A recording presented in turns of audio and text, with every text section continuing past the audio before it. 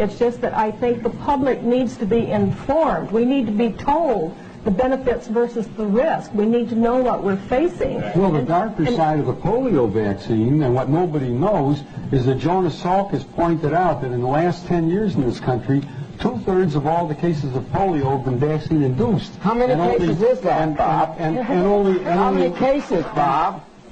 Would you not interrupt me for a second? I know that doctors are used to interrupting patients, but not another doctor. Especially another doctor. I think, but let's get. He does make a point that we should also say Sabin is live and live vaccine, and Salk is inactive. Is inactive, as we say in the laboratory. All right. How many was it? They ask. Well, how many people know that the European epidemic of polio, there were about 20 or 30 cases in this country. Now, of course, the American doctors will argue that the reason why polio disappeared in this country was because of the vaccine. But then why did it disappear in Europe in the 1940s and the 1950s without mass vaccination? Why doesn't it occur in the third world where only 10% of the people have ever been immunized against polio or anything else? So, in other words, we may be fighting a tiger that died. That's quite correct. Ask the people in Great Britain. Ask the people in Japan who... Back here. Gentlemen, if you please. I've got probably the smartest audience we've ever had. I have a question. How long a delayed action, if any, would you connect this with, like MS?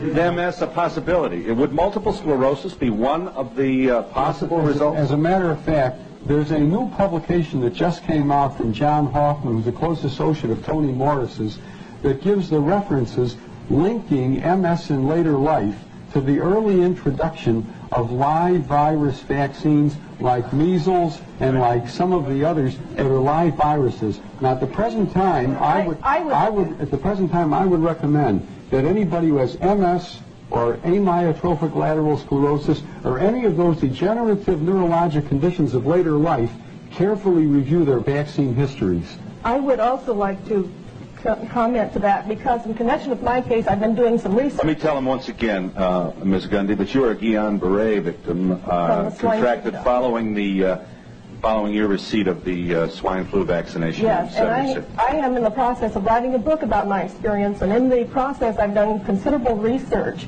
And from what I have learned, it looks as if immunizations frequently cause autoimmune diseases, not only Guillain-Barré syndrome, but lupus, rheumatoid arthritis, multiple sclerosis, and other types of things. Now, I have no data at this point. We should also say that there's a good deal of evidence suggesting that multiple sclerosis may be the result of distemper in an animal that the victim received during childhood. Now, none of this is absolutely nailed to the wall. But that's the problem with this. What's a mother to do with all of these balls in the air and nobody really certain? I would just like to also comment that we had 46 million people vaccinated with the swine flu shot. And I have written to Ralph Nader's organization. I have written to some of the government organizations trying to get them to do a survey, an ongoing survey, to see if these vaccinations do cause autoimmune diseases or what the reactions are. I can't even get a response because I'm not a doctor. I have no clout. I'm a nobody. Mrs. Grant, why were you shaking your head? Bill, it isn't only with that vaccine. It's with all vaccines. Yes. They are not interested in the adverse reactions. As a matter of fact, if I may, I'd like to invite anyone to write to me if they've had an adverse reaction. I'd like to help the government because they don't want to know, but I would like to know. I am a mother of 3 children, and I have been informed, and I've read up on these things.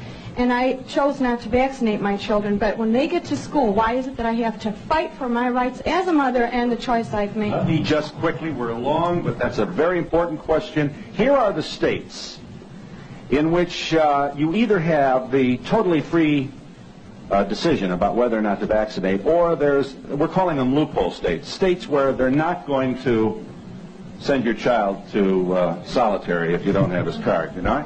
All right, California.